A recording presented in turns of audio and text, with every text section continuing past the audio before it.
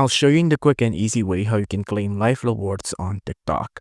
So for example, here I'm on TikTok. I'm on the profile section of the app.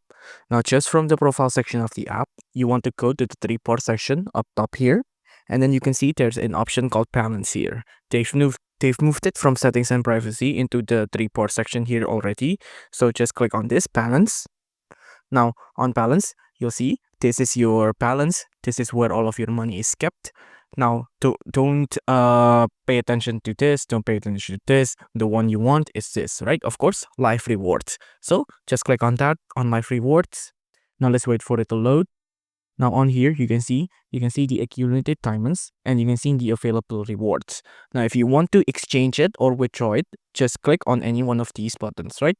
Now if you withdraw, it'll withdraw to your bank account or whatever you prefer. And on exchange, I think you can get a product, but I'm not really sure about that. You'll have to confirm.